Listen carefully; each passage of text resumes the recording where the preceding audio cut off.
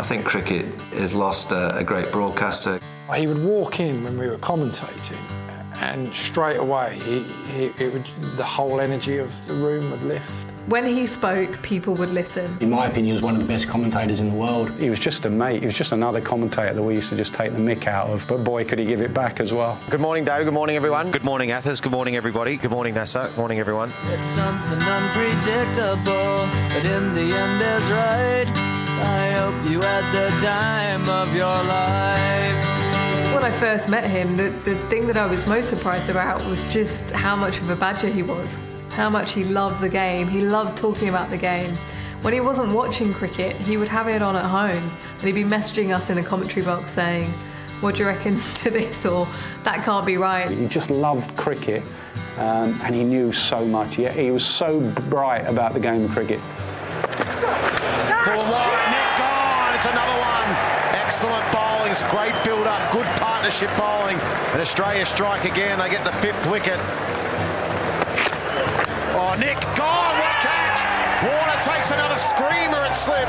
Excellent bowling and excellent fielding from the Australians. When we talk about how good he was as a player, he was no different as a commentator. So I think cricket loses an absolute legend in both those areas. You know, I think the way he took the game into people's lounge rooms and explained it in a way that, even if you didn't play at the highest level, you could understand it. And the real key, if you want to, people want to bowl fast if they're fast bowlers. If you want to spin the ball more, if that ball is touching your palm of your hand in here, it's very hard to get the leverage. So make sure the ball, there's a little gap between the palm of your hand and the ball there, because that allows you to get the leverage like that, and that'll help you spin the ball more. If you have it too far in your hand and it's touching the palm, it's very hard to get it out and you can't get as many revs on the ball. He had this incredible knack of being able to simplify the game of cricket and explain it to the masses. So on the left here you see Moeen Ali bowling, and you can see as we talk about that side spin and the pace that he bowls compared to on the right, Nathan Lyon. So he comes right over the top. So when it lands there, you think it's going to land a bit fuller on you, but it dips and then it hits high on the bat. So that's because he gets that overspin. So think of like tennis, when you hit top spin, that overspin, or you hit like a curveball and the ball goes that way. So they're the different releases. Moeen Ali does that, and Nathan Lyon does more of that. So they're different challenges, but both can be very, very effective. He really did bring it back to layman's terms and try and explain the art of leg spin or the tactics, the nuances of the game in such a way that it wasn't confusing. For me, it was all about preparation, both mentally and physically. First of all, be in the nets, and you don't leave the nets until you're actually happy with your bowling and all your different deliveries, round the wicket, over wicket, etc., etc. Then it was about who you're playing against. So if it was at England, for instance, you work out Strauss, Trescothick, KP, blah, blah, blah, blah. You walk them all out. Sit there and have a mental plan how you're getting them out. Then you'd have plan B, and then you have to also adapt to the conditions and how they're playing on that day too. It was not just he knew how to bowl. He knew the sort of the mechanics and the genius of bowling as well. He knew the art of bowling. So there's a bit of spin with the faster one, but not as much bounce. And with the slower one, there's a lot more bounce, but still some spin. So already you're starting to work out that slower rather than quicker is the way to go on this pitch. So I'll bowl a few more slow ones, a bit more wide of off stump. So slower rather than quicker is what you've picked up after 3 balls. 3 balls, and I'll work a bit more outside off stump. Oh, yes. Why is everything going there?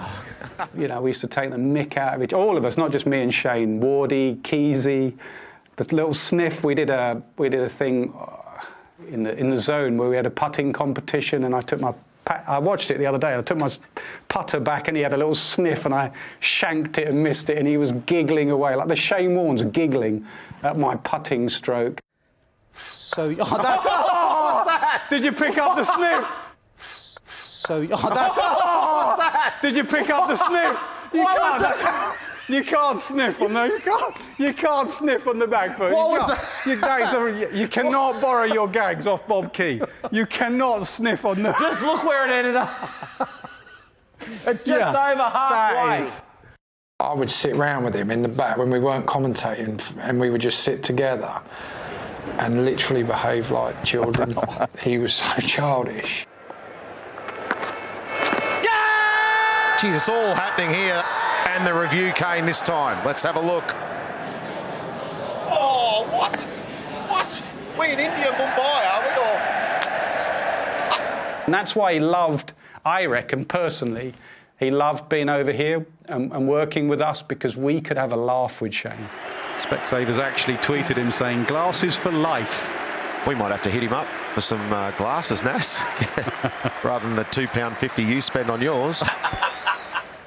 Shane had been asked to do a news cross to Sky Sports News, and I was looking at my monitor and he was prepping with Keezy, and he was doing his hair, obviously the advance, which he was trying to sell me throughout his whole stint at Sky, and he was like prepping and he was doing his hair, and I just pressed my button and said, please could you record this for me? And then Keezy started getting in and doing his jacket up and doing his hair, and I did it as a third man. I've never been so nervous in my life doing a third man.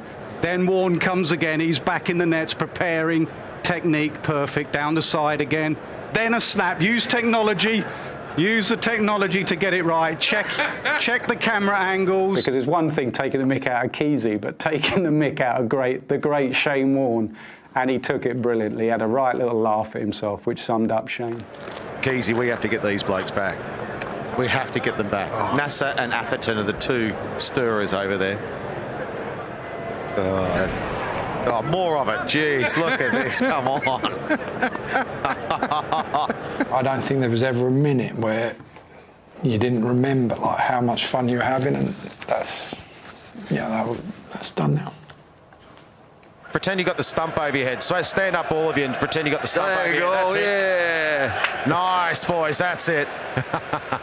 Got him, UBLT. Well, that was Pryor. There's Broad. 7-minute golden duck. Gets his leg stumped and ripped out of the ground by some searing thunderbolt at 94 mile an hour. And he is bowling some sizzling fajitas with some jalapenos on it as well. Just give him a bit of time. He's got to start turning green. Shot. He's been all over David Warner like a cheap suit. If you look at the highest scores there that England have chased, 315 for 4 here, right here at Headingley in 2001. Mark Butcher getting a big 100, Nasser Hussain getting 80. If I've only got one guy there, and that on the onside, I know I can comfortably, whether it's an off-spinner, spinning away, whatever, it doesn't matter. If no guy there, I've got a lot more confidence in just going like that. Suddenly you see them lunging forward. More times when you have both in there, they start to play a bit more from the crease. So I think it's one of the most underused position in modern day cricket is a bat pad on the offside. The easiest way to try and do it is think of you opening a door. So you grab the door handle and you turn it like that. That's what you want to try and do. So it's the same with a leg break. If you can only bowl wrong uns, just imagining you're opening a door. So you try and get your wrist in this position like that, and then you try and just turn the door. So I'm opening the door like that, and that'll help you bowl that leg break. Sometimes when he's making a point off air, people wish they could have heard what he was saying then, because it made sense, but he was a bit more forthright. His language wasn't TV language, but by George, did it make sense. We get to Perth here, and I think all of us, not just me, thought, what are you doing? What you have to, I think he went into the mode, I've got a bat, and I've been under the pump, because he forgot to captain the team. And wherever the ball went, he just put a fielder. And it was sort of like, there was no plan, there was no proactiveness, there was no talk to the bowler, right, this is what we're doing. And I just think he needs to grab the team and say, I'm in charge. We won't be able to hear his thoughts on the game anymore. We won't be able to access that information that he was able to bring all together. And you think about those moments out on the field where everything would kind of work together for him to be able to bowl the perfect delivery. We won't be able to get that anymore, and he won't be able to relay that anymore to people around him, which he loved doing. I'll miss just conversations, just his energy, his ability to make you feel incredibly good, and his infectious personality. Just being around him is something that you want it to be. I think cricket has lost a great advert for the game because he sold it. And our jobs now is to sell cricket like Warne would have tried to, because I know how much he cared about the game, I know how much he loved all aspects of cricket, and he wanted it to grow and grow and grow, and it's down to all of us now for him and for his legacy to carry that on. It's something unpredictable, but in the end is right. I hope you had the time of your life.